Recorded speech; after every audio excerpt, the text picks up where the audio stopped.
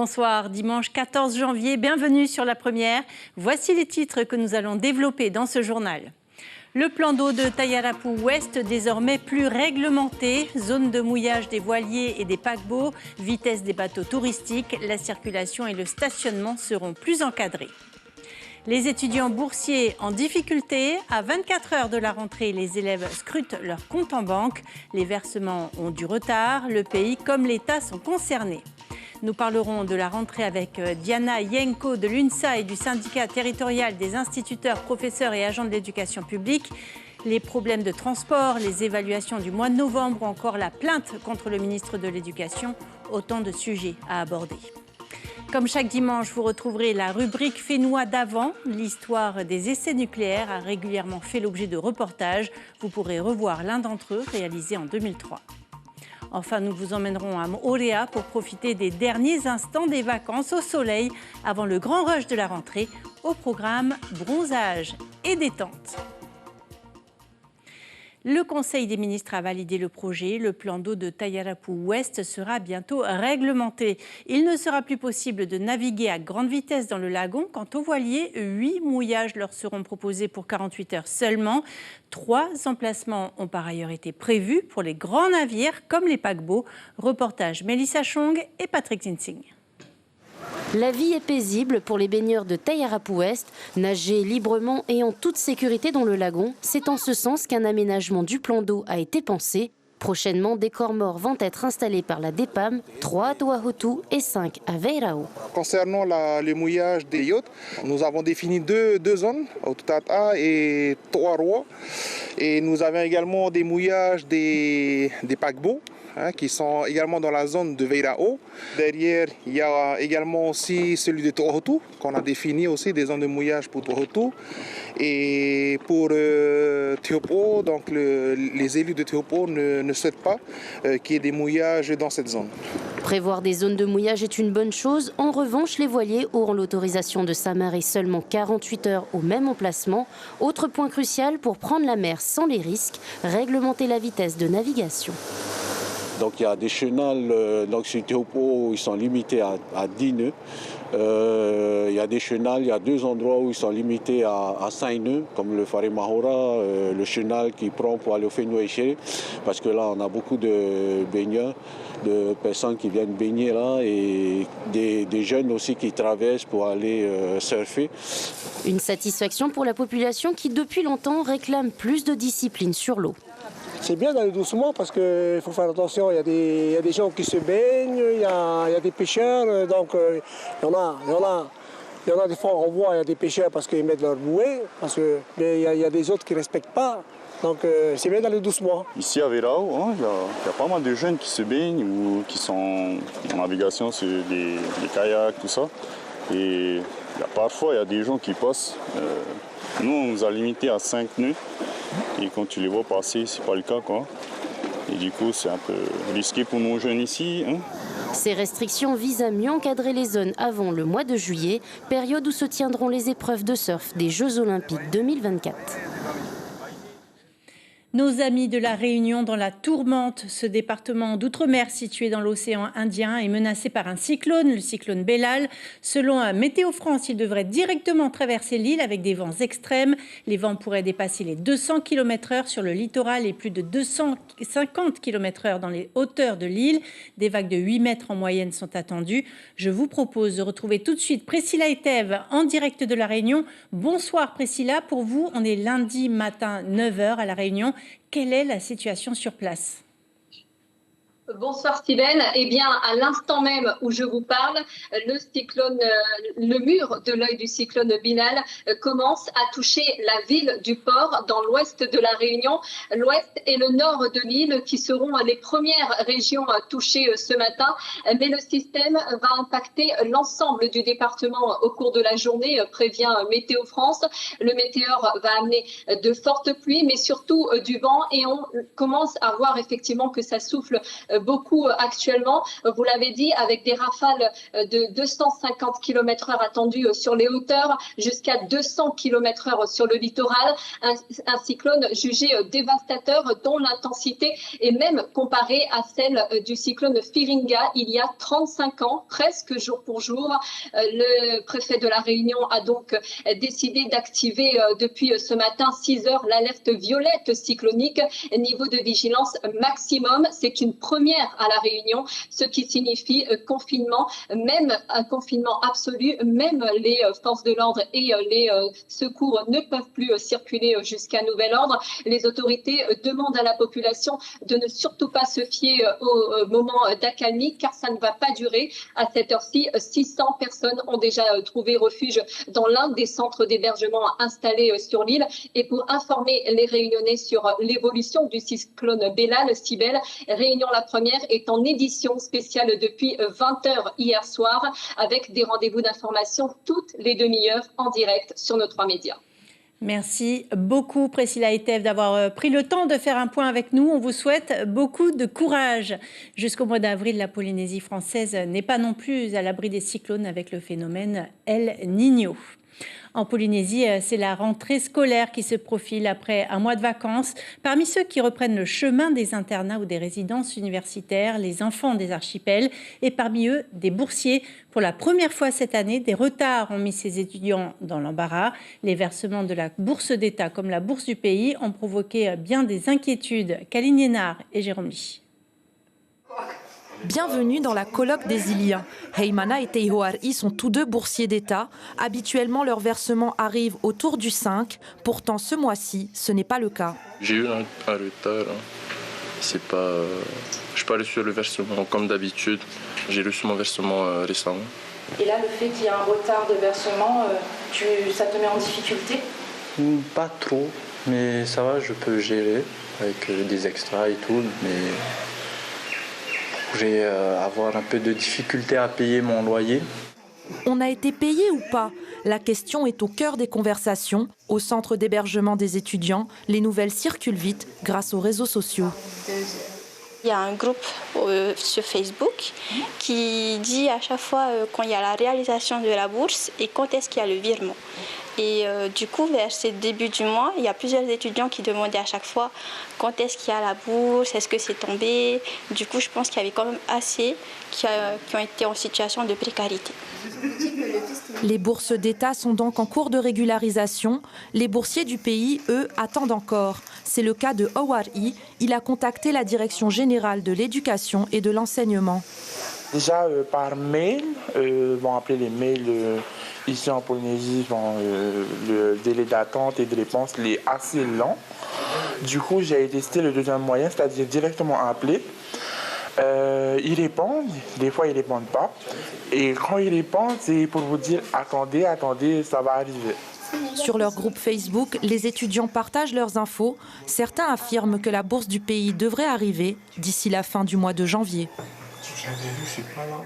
Bonsoir Diana Yenko, bienvenue. Vous représentez l'UNSA et le syndicat territorial des instituteurs, professeurs et agents de l'éducation publique. Un mot sur ces retards tout d'abord, cela vous étonne ? Alors tout d'abord, je voulais présenter mes vœux de bonne année à tous les téléspectateurs de Polynésie la première et puis une bonne rentrée pour les personnels demain. Alors, à propos de la bourse, je suis un peu étonnée de ce retard puisque gouverner, c'est prévoir. Je pense qu'il y a certainement des raisons techniques. Je ne vois pas, sinon le pays ne pas être au rendez-vous. La rentrée demain et son lot de désagréments en matière de transport notamment. À Tahiti, les familles redoutent les embouteillages. À Moorea, le ministère de l'Éducation a prévenu qu'il n'y aura pas assez de bus scolaires. Qu'en pensent les enseignants ? Alors, nos enseignants de Moorea ont été prévenus dès la semaine dernière. Il semblerait qu'ils ont proposé des solutions de décalage d'horaire pour pouvoir utiliser tous les bus qu'ils ont à leur disposition. Et puis, je voulais à ce sujet dire que c'est un problème récurrent. Là, c'est Moorea, il y a Ta'a. Je pense que le monopole aussi des transporteurs privés, c'est un sujet qu'il faut prendre vraiment en compte. Les résultats des évaluations nationales sont tombés il y a 2 mois. En CP, CE1 et CM1, les résultats sont inquiétants en Polynésie. La compréhension des textes en français, la résolution de problèmes des mathématiques. Êtes-vous sensible aux chiffres qui ont été communiqués? Que faire pour réduire les écarts de niveau? Bien sûr, en tant qu'enseignants, nous sommes au cœur de ce sujet-là. Nous avons dans les écoles analysé les causes de ces résultats. Ils sont aussi pas très bons en métropole, hein. Donc, pour nous, je pense que la période Covid a été quand même un élément important sur la continuité des apprentissages. Il y a une remise en question tout de même? Toujours. Les enseignants, c'est leur cœur de métier, comment faire mieux et réajuster s'il y a besoin.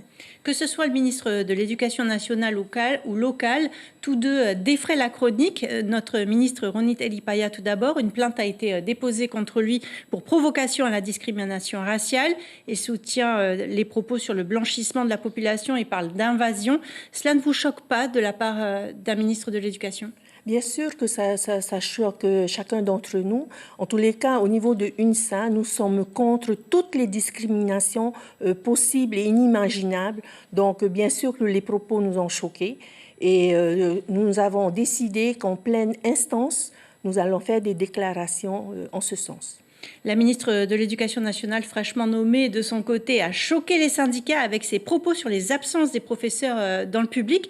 Le corps enseignant s'est-il senti visé dans ses propos? Ah oui, tout à fait. En tous les cas, en Polynésie française, c'est un sujet qui est toujours remis sur le tapis. Je pense qu'on n'a pas assez de moyens humains pour faire les remplacements, notamment lors des épidémies, parce que un enseignant, c'est un être humain qui attrape les microbes au travers des élèves.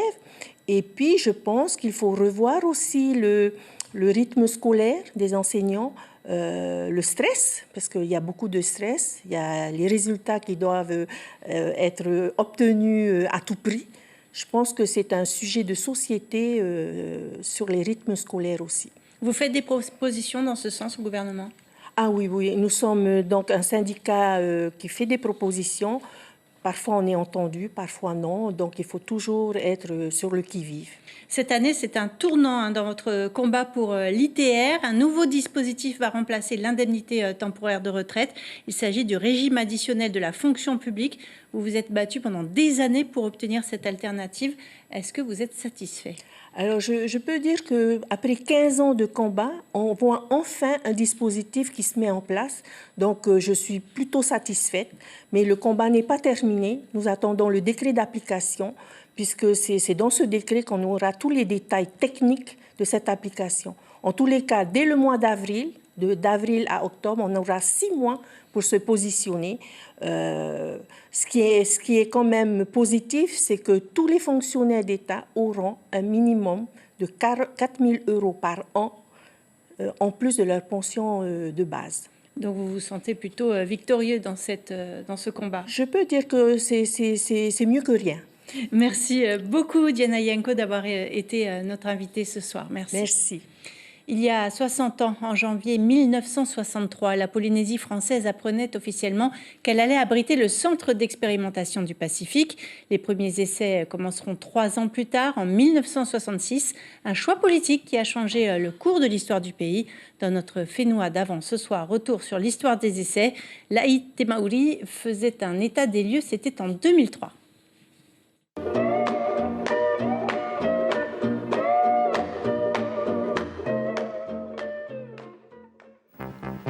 Moruroa non prédestiné signifie l'atoll du Grand Secret. Un atoll devenu le champ des tirs français durant 30 ans. C'est ici que dans les années 60 s'est installé le CEP, le Centre d'expérimentation du Pacifique. Intéressant en raison de sa large passe, franchissable par des navires de tonnage important. La première bombe, le 2 juillet 1966, fit entrer la Polynésie dans l'ère nucléaire.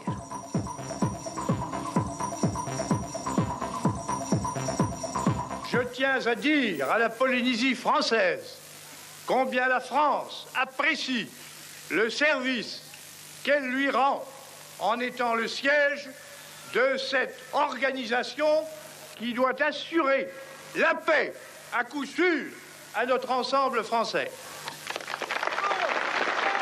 On aurait tort de croire que les élus polynésiens ont accueilli sans problème l'installation des sites d'essais nucléaires. Chanti Ariki, puis son successeur à l'Assemblée nationale Francis Sanford et le sénateur Pouvan O'Opa n'eurent de cesse de protester.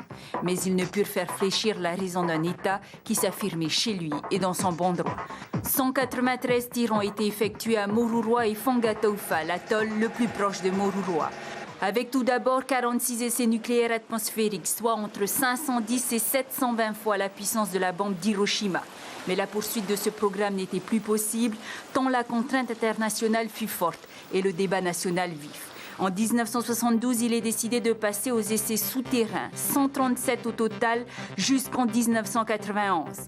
Après 3 années de répit, la France annonce la reprise des essais avant leur arrêt définitif, malgré les nombreuses manifestations contre la reprise des essais. Le dernier tir eut lieu le 27 janvier 1996. Les installations de Moruroa et Fangataufa ont été rapidement démantelées. Fangataufa est aujourd'hui entouré d'une forêt de résineux. À Moruroa, à part des vestiges indestructibles, il ne reste que quelques bungalows nécessaires à l'hébergement de la trentaine de militaires chargés de la surveillance de l'atoll. La grande part du débat d'aujourd'hui est l'incidence des essais sur la santé. D'un côté, les autorités affirment que les essais ont été conduits dans les conditions optimales et qu'il ne peut y avoir de répercussions sur la santé. De l'autre, vétérans, anciens travailleurs, population apportent des témoignages accablants en pleine contradiction avec les assurances officielles. Dans l'Hexagone, le Salon international de la plongée sous-marine fête ses 25 ans. La Polynésie française y occupe bien sûr une place majeure. Pour les amateurs ou les professionnels, plonger dans les lagons des Tuamotu est un rêve. Reportage à Paris de nos confrères d'Outre-mer La Première. On la voit dès qu'on rentre au salon. La Polynésie est un des territoires d'outre-mer les plus fidèles, sinon le principal du salon de la plongée. C'est même devenu une véritable vitrine de la plongée française. Mon coup de cœur cette année, c'est Tahiti. Parce que c'est quand même une destination que j'ai la chance de connaître et que je trouve qu'ils ont un panel de plongées extrêmement différentes et qu'ils ont su encore évoluer, faire évoluer les centres et ils travaillent encore beaucoup. C'est-à-dire, ils ne sont pas assis sur leur laurier, ils développent encore beaucoup de structures d'accueil et de nouveaux centres et vraiment, chapeau Tahiti. 16 clubs sont présents à la porte de Versailles dans les 128 mètres carrés de l'espace de Tahiti et ses îles. Le plongeur est attendu, français, américain, passionné autant que l'amateur. Tout a été étudié. Le profil type du plongeur, c'est très varié. On va avoir à la fois le gros plongeur français, un petit peu très engagé, qui vient pour ça, qui vient faire que de la plongée.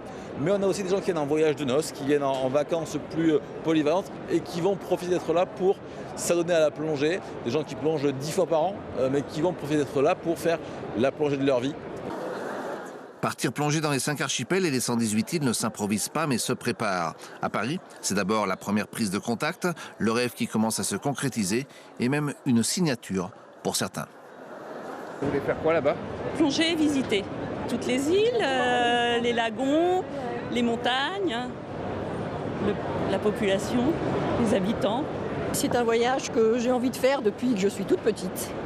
Et maintenant que je suis à la retraite, eh bien, on a décidé tous les deux d'y aller, se faire plaisir, voir ces magnifiques îles et ces archipels. Et spécifiquement la plongée, qu'est-ce que vous pensez trouver là-bas? Une faune sous-marine absolument exceptionnelle qu'on ne rencontre pas chez nous. Je veux voir les dauphins, les raimentas, les requins peut-être un peu moins, mais...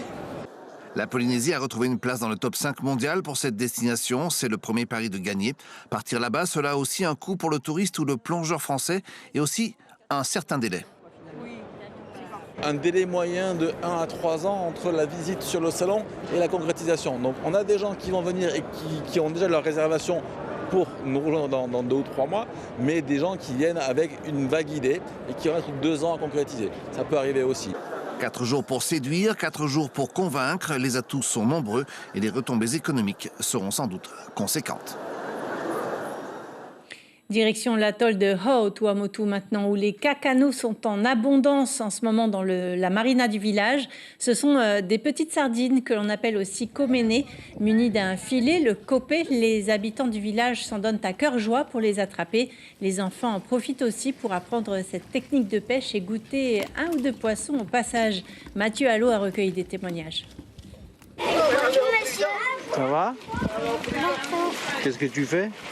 De ramasser les poissons. Ouais, bonne pêche. Quel poisson t'as pris? Du cacano, hein?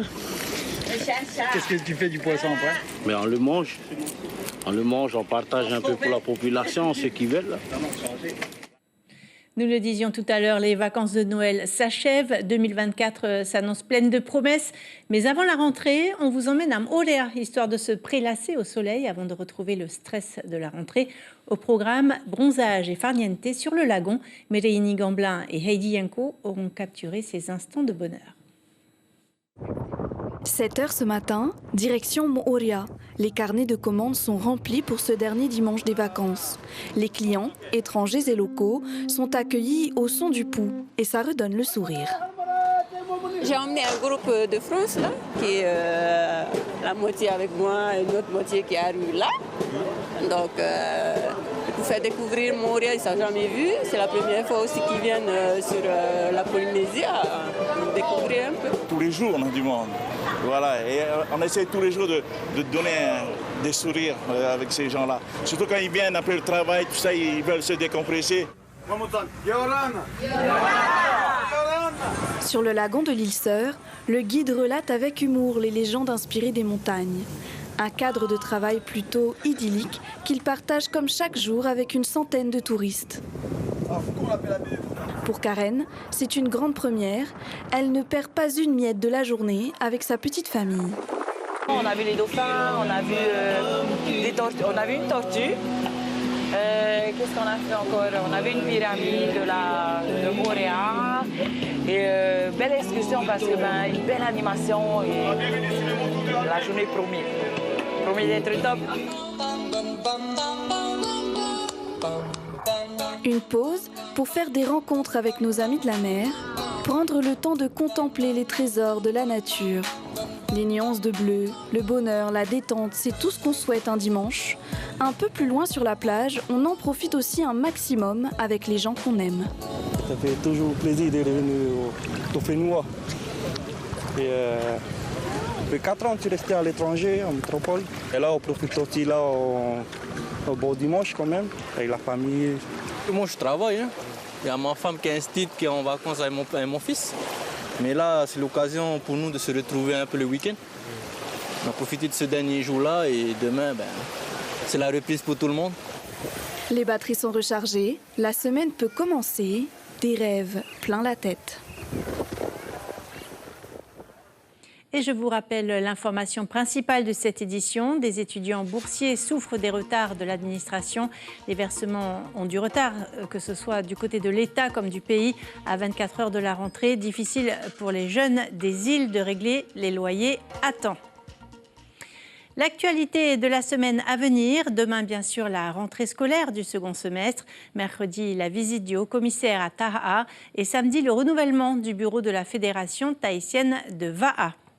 Au programme de votre soirée sur la première, le téléfilm Juste pour une nuit, puis le documentaire Les trésors des abbayes et cathédrales françaises. À la une de Tahiti Info demain, Paea met un terme à la pollution de Tiapa. Ainsi s'achève ce journal. Merci de l'avoir suivi. Demain, sur Polynésie, la première radio, vous retrouverez Carlos Natoa et Ibrahim Ahmedazi dès 6h. Excellente soirée sur la première. À demain.